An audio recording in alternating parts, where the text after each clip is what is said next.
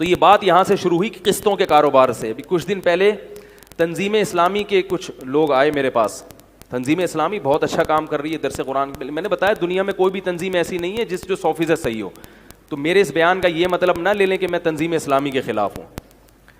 ایک عالم نے مجھے بتایا جو تنظیم اسلامی میں تھے کہ تنظیم اسلامی کچھ مثبت ایکٹیویٹیز ہوتی ہیں ان کی کہ بھائی اب ملک میں بے حیائی کے خلاف جو ہے نا وہ ایک کمپین چلائیں. تو اسی طرح انہوں نے کمپین چلائی سود کے خلاف. سود کے خلاف کمپین چلائی. آپ نے دیکھا ہوگا جگہ جگہ پوسٹر لگے ہوئے تھے. بہت اچھی کمپین تھی وہ. میں بھی خوش ہوتا تھا یار ماشاءاللہ یہ لوگ بہت اچھا کام کر رہے ہیں. تو مجھے اندر ہی کے بعض لوگوں نے بتایا کہ اس کمپین میں انہوں نے ساتھ ساتھ اسلامک بینکنگ کی مخالفت بھی شروع کر دی اور قسطوں کے کاروبار کی بھی, کہ یہ بھی وہی ہے, کوئی فرق نہیں ہے. اور اس سے کیا ہوا کہ لوگ علماء سے بدگمان ہونا شروع ہو گئے. کیونکہ علماء کیا کہتے ہیں قسطوں کا کاروبار کیا ہے. اب کیش پہ کوئی چیز ہمیشہ سستی ہوتی ہے اور قسطوں پہ مہنگی. تو وہ کہتے ہیں دیکھو ادھار پہ نفع اٹھا رہے ہیں تو یہ کیا ہو گیا, سود ہو گیا. خیر تنظیم اسلامی میں جو چند علماء تھے انہوں نے اس چیز کو روکا, ورنہ تنظیم اسلامی ٹھیک ٹھاک بدنام ہو جاتی. انہوں نے روک لیا اس چیز کو, اچھی بات ہے. لیکن روکا کس نے؟ جو باقاعدہ مدرسے سے فارغ تھے. بھئی ایسا نہیں ہے. تو میں یہ عرض کر رہا ہوں کیوں اخلاص ہونا کافی نہیں ہے.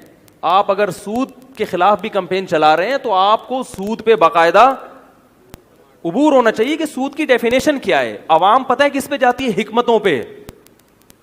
عوام کہتی ہے دیکھنے میں چونکہ ایک جیسے لگ رہے ہیں, کیونکہ سود کا مقصد جو ہے یعنی سود میں جو خرابیاں ہیں وہی قسطوں کے کاروبار میں خرابیاں پائی جا رہی ہیں. بھائی وہ بھی ادھار پہ نفع اور یہ بھی ادھار پہ نفع. تو یہ کام علماء کا ہے کہ وہ خرابیاں یہاں ہیں یا نہیں ہیں.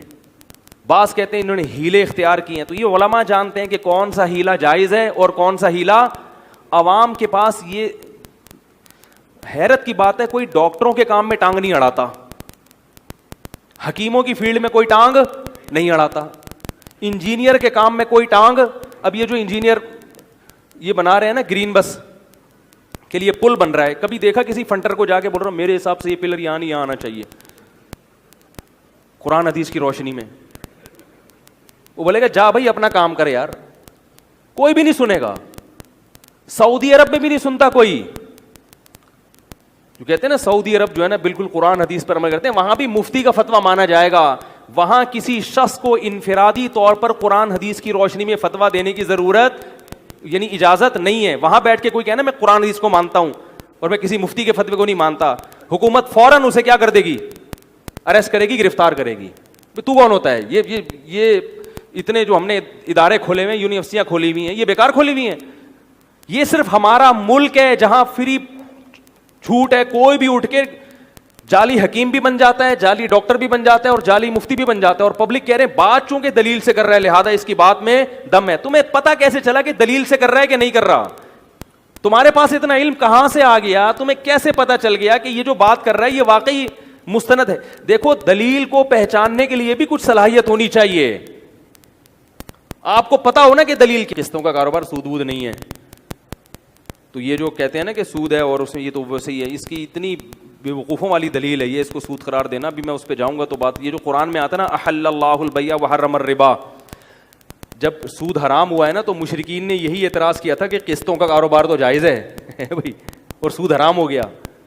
تو اللہ نے اس پہ آیتیں نازل کی احل اللہ البیع, بے حلال ہے کیونکہ اللہ نے حلال کیا اس کو, چاہے وہ قسطوں پہ ہو یا کیش پہ ہے تو وہ بے. جب خرید و فروخت کا ایگریمنٹ ہے تو وہ جائز ہے اور ربا کیا ہے, حرام ہے. تو یہ تو آیت کا شان نزول ہی بتا رہا ہے کہ جو بے ہوگی وہ حلال ہوگی اور اس کے علاوہ جو سودی ایگریمنٹ ہے وہ کیا ہوگا,